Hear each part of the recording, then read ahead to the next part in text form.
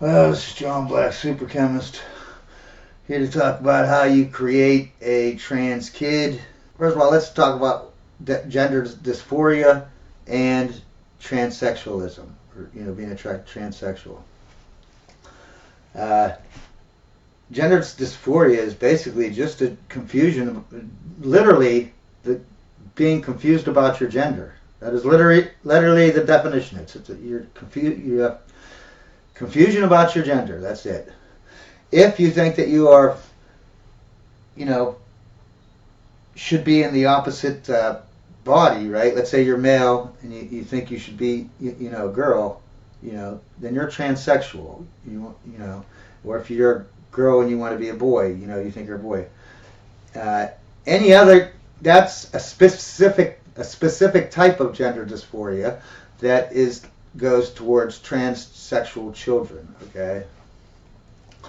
But any confusion really is basically gender dysphoria. You know what I mean? And just because you have gender dysphoria doesn't mean that you're trans. It just means you're confused about your gender. That's it. And and they say these, that little boys, if you're transgendered, you have gender dysphoria. Between 2 and 5, a lot of little boys have gender dysphoria, but 85% of them, are gay. Basically, they're just gay. They don't really have, they're not really gender dysphoric though. See, that's my whole thing. The psychologists will say, well, they're gender dysphoric, but they grow out of it. You know what I mean? They all grow out of it and become gay. 85% of them become gay. You know what I mean? And the rest just grow out of it. You know what I mean? There's only like 1 in a million that is actually a transsexual kid that's going to keep that gender dysphoria throughout his entire life, right? Only 1 in a million. Not even that many, okay? 1 in 10 million, maybe. All right. Actually, yeah, it's probably more like 1 in every 10 million, somewhere around there. It's 1 in every 10 to 20 million, yeah. But anyways, the thing is the 3-year-old isn't gender dysphoric if he's if he grows up to be gay and it was never about being in a wrong body. The kid was never gender dysphoric. He was, because gender dysphoria is confusion about your gender. They were never confused about their gender. They were confused about their sexuality is what they were confused about, okay? So saying that a lot of little boys have gender dysphoria when they... No. There's boys that are gay and they're confused about their sexuality, and we confuse that sexual confusion, right? We confuse it with gender dysphoria. But it's not gender dysphoria. It's sexuality dysphoria. Okay? So, but anyways, think about it. Your kid at 3 years old, 4 years old, before he goes to school, the only person that person sees all day is the mother. Half the day he sees the mother all day long. Dad's at work most likely, and he's just playing with the mom all day long. Of course he wants to emulate. He has no one else to emulate. No one! He doesn't go out to the bar at night. He's 4.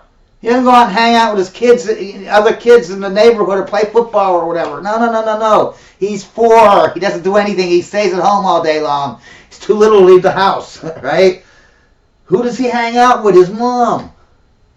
That's why little boys, they want to, pretend to be like the mom. They'll put on they'll try to put the makeup. Of course, if you're locked up in a house for your entire life for 4 years, the first 4 years of your existence, and you see the only other person there putting lipstick on and putting makeup on, obviously you're going to want to emulate them.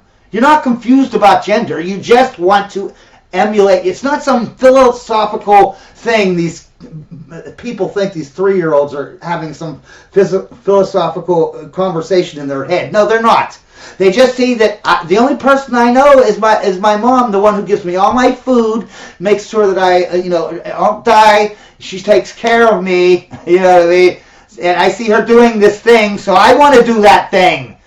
Not because I want to be a girl. I just want to be like that person who takes, the only person I know in my life, because I don't see anyone else. And they're the ones who, that's the one who takes care of me, does stuff for me, gives me my food, gives me hugs, gives me kisses. It's not about I want to be a girl. It's I want to be like that person. It's all people, even adults, do that. They want to try to emulate the person that they look up to. You know, you might like a certain musician or something, or singer, so you start emulating the way you dress, the way they dress. You know, that's the way. That's how humans act.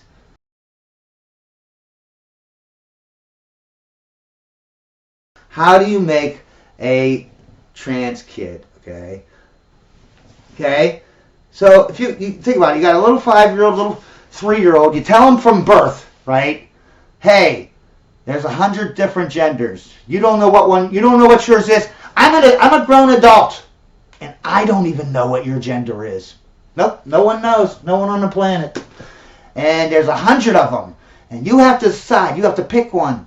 And they're just like Pokemon cards, and I'm going to sprinkle it up. And if you pick the right one, you know, and you're gay or you're trans, oh, we're going to give you cookies. We're going to have a party. We're going to have colors, sparklers. We're going to have fireworks. We're going to go out and get pizza.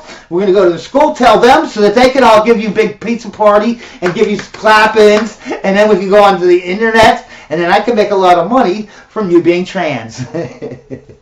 But you think that kid, right, they're starting him at 2 years old, right, telling this, a 2-year-old, that no one knows what your gender is. No, I don't know. But there's 100 of them. Keep in mind, a 2-year-old doesn't even know what the word 100 is, okay? But they got to pick from 100 different genders. They don't even know the word 100 yet. Even if you tell them, they can't fathom what they can barely know what 1, 2, 3 is. So how do you get them to be gender dysphoric? In other words, how do you get a 2-year-old to be confused about his gender? I don't know, maybe we give him 100 different genders, even though he doesn't know what the word 100 is. So, of course that's going to confuse. There's adults that can't even, I understand everything they're saying, they're just crazy, you know what I mean? But most adults can't even fathom and, get it in their brain on what they're doing and what they're saying about things. Because it's so crazy, you know what I mean? But yeah, it's all you have to do. And then you praise them. You give them everything when they go along with your ideology. Okay, keep in mind, there's 1 in a million chance, 1 in 10 million chance that your kid is trans, and yet your whole life revolves around telling your kid about trans stuff. But that's not gonna. And then you tell him. He's not going to be confused about his gender when you tell him there's 100 genders. Really? And that's literally the definition of gender dysphoria. Now, if you take him to a doctor, as soon as he says, his boy says, I like to play with dolls, or the little girl says, I want to play with trucks, you rush him off to some doctor who affirms everything. Oh, well, he's obviously a girl and she's a boy. Let's give him some kind of stuff so that we can sterilize them. Because we don't want these people. That's what it's all about. You know what I mean? You think they killed 6 million Jews? They're gonna sterilize the gay people. Okay? They think that's gonna get rid of them somehow, but it's not, because you're always gonna have a certain percentage of people that are gay. That's just the way it is. It's a mutation or whatever, a defect or whatever you want to call it. So it's going to happen no matter just like cancer. You're always going to have a certain amount of people that have cancer or whatever. You know what I mean? It's like that's just the way it is. So if you just confuse your child about the gender, then they'll become gender dysphoric, and they're going into being trans. It's almost the same thing. It's just you're putting them on a path. As soon as you get anyone else involved that's a doctor, they're going to try to, they get their money. Their whole thing is funded by the government, who only gives money to people who do trans stuff to kids. Okay? You don't do trans stuff for kids, then we ain't going to fund your hospital. Okay? We don't care that you're helping out kids with cancer. We don't give a crap. You need to give affirming gender care to kids.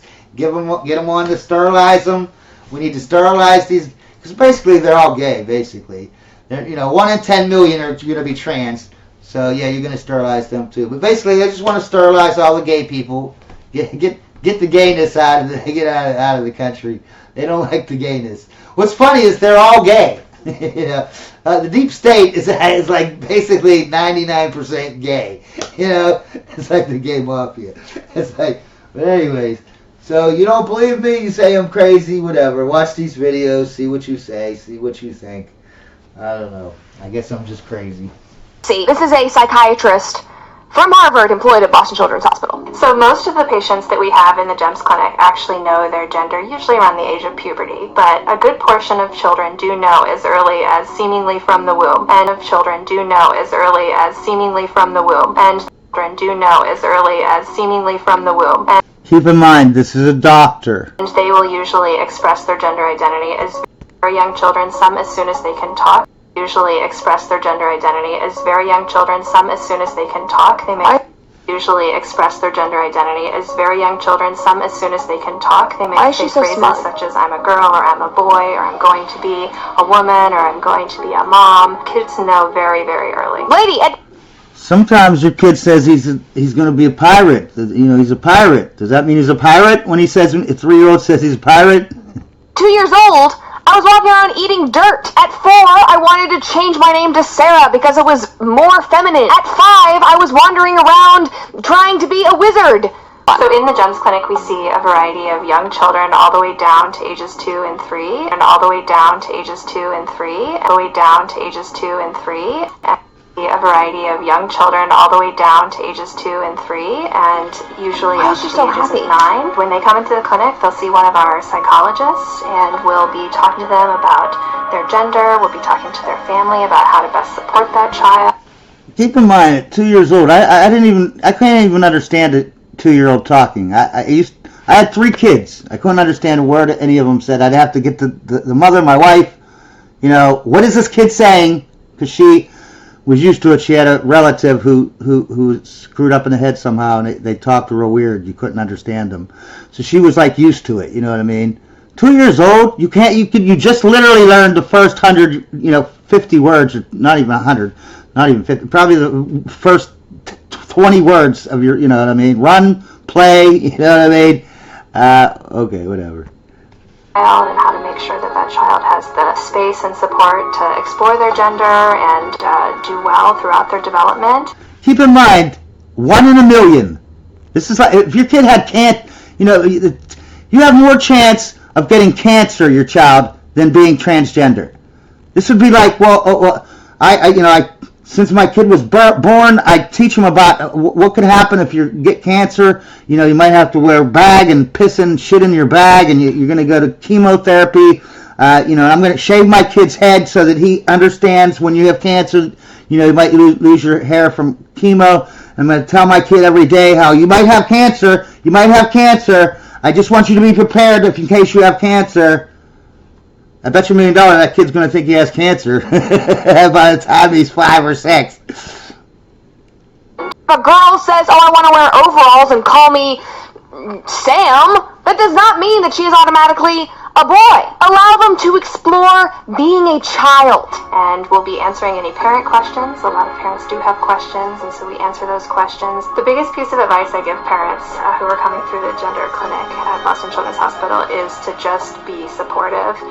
Sometimes you might not understand. Sometimes you feel like you don't know the terms, or you don't kind of get exactly what the child... Yeah, if your kid, he wants to be Superman, he thinks he can fly, and he wants to jump off the roof, you got to support him, you know what I mean? Because he's a child, he knows what he's doing. I mean, what 5-year-old doesn't know what's going on and what's happening around him? They obviously are like Einsteins once you're 5, you know what I mean? You got to support him, let him fly. How do you know he can? Maybe he can fly, you don't know. You just have to support him, because 5-year-olds know better than an adult. Means when they say that they might be this gender, but the biggest thing you can do is just love your child and support them and just allow them to express themselves. That's the biggest protector as well against negative mental health effects such as depression, suicidality, anxiety that we worry about for our gender diverse kids and gender diverse so that fetuses support in the womb. From a parent is one of the best protective factors.